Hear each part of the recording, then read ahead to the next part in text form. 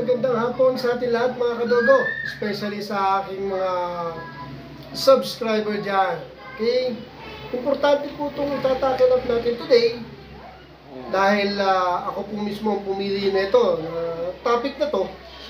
Besides na itakil up ko na to noon, mga nakaraan, pero this time, medyo may twist ng konti according to magiging kung ano man ang topic natin today.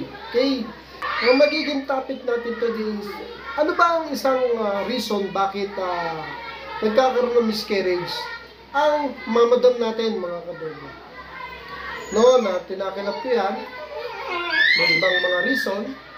Ngayon, ito pong reason na sasabihin ko ito, again, experience ko po kay Cotton at kay Pickles. That's why naisip ko, why hindi ko itakilap? Baka ma-encounter ng iba to. Ito, itatakilap natin para ma-realize ninyo po na baka nangyayari sa aso ko to. Kaya hindi nabubuntis or biglang nakukunan. Yung pong topic na to na reason or isa sa reason why nagkakaroon ng miscarriage ang mamadam natin, let's say po 1 month na yan, yung kadalasan ng malakas na nagkakaroon ng miscarriage, 1 month pataas. Mas early stage, mga 3 weeks, okay? Kasi nagpo-form na yung fetus noon sa matres ng mga dam natin. Yun yung delikado po, kahit may vitamins natin. Why ko po nasabing delikado? Kasi yun po nakarely sa activity ng mamadam natin. Example po ito po ang reason why tinakilap ko to. Yung si Pickles po noon, nagulat po ako, nagkaroon ng miscarriage yan. Biglang may lumabas na black fluid sa vulva niya o sa ari niya. Binaliwala ko po yun dahil first time. Si Pickles, ganun din po. Kaya lang hindi po siya nag-release ng black liquid. Kung hindi, talagang bigla na lang siyang nakunan. Okay? Ipapaliwanag ko po yon. Yung nagre-release ng black na liquid, which is positive talaga nakukunan, yung ganun po. At yung walang sign pero magugulat kayo, first to 2 weeks alam natin buntis ang aso natin, pero bakit hindi sila natutuloy sa pagbubuntis? Ang reason po, mga kadogo, according to my actual experience po, marami po ang way kung bakit nakukunan ng alaga nating aso. Positive na buntis. Ito pong itatakil ko isa lang po ito, pero importante po. Yung pong dalawang aso ko, na-realize ko po, nakunan po sila dahil din po sa ugali nila. Kasi ang mamadam po, positive na, iba na po talaga ang behavior niyan, magiging masungit.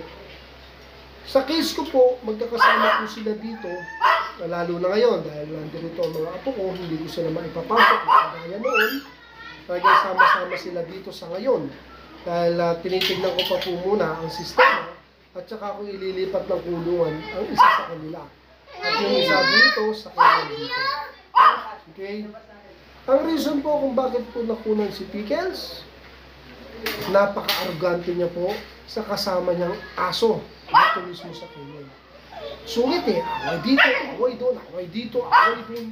Masama po sa alaga natin na on development ng pregnancy, yung lagi siyang galit, yung lagi siyang stress out, yung lagi siyang nangaaway o inaaway, pero sa case ko po, siya po ang lagi nang aaway. Dahil si Pickles may kasungitan.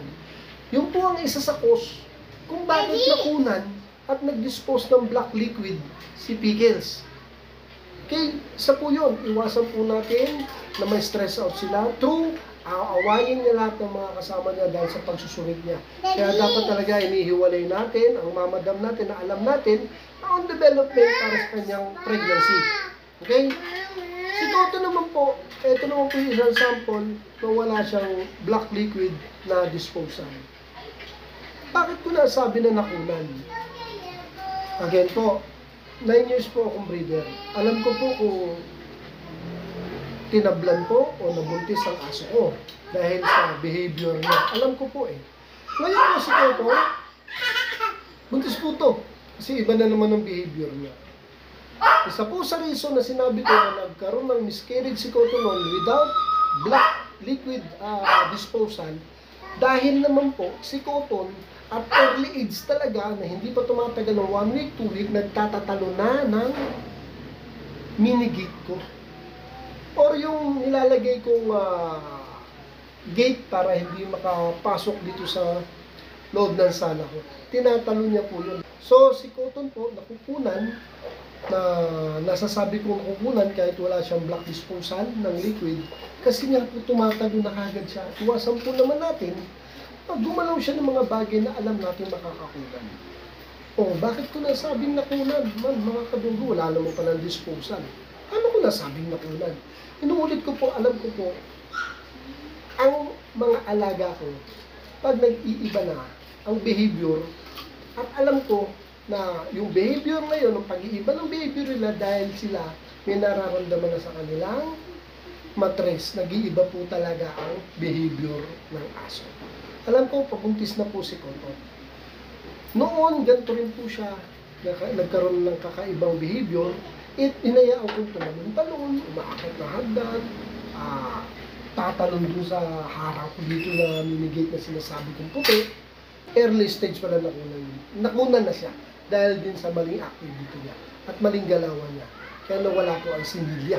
Yun po ang pinaka madaling explanation po. Nawala po ang similya ni Cotton at early stage dahil sa kakatalon niya, kakaakit ng hagdan, palun, akyat, yun po yun. Kaya importante po sa atin, isa sa reason why nagkakaroon ng miscarriage ang aso, yung pong kapabayaan po natin, na hindi natin nasusubaybayan po ang galaw ng alaga natin. Yung po una, huwag po natin hayaan makapag-away sa kapwa-aso dahil sa nagsusungit na po siya. Kung ganun at ganun po, talagang mahulog. Pangalawa, ingatan po natin yung makit na hagdan at magtatalon ng gate. O kung anumang harang meron tayo. Dahil kung on development po yan, magiging cause din po yun ng miscarriage niya. Yun po, kaya ko tinakal to dahil importante, naranasan ko po. Ngayon kay Cotton po talaga sinasamahan ko ng maraming dasal. Dahil hindi ko po siya mapigilan tumalon.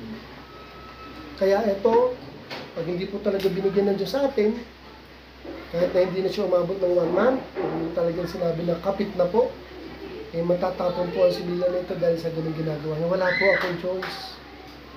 Kasi unang-una po, hindi pa po ako talaga nagkukulong. Pangalawa, wala akong place para kulungan ng isa sa dam ko. Dahil ang bala ko, dito sa place na to, yung isang dam, sa kabila po sa may cattery ko, yung isang dam ko. After 1 month. Si Pickles magwa 1 month na, ililipat ko niyan.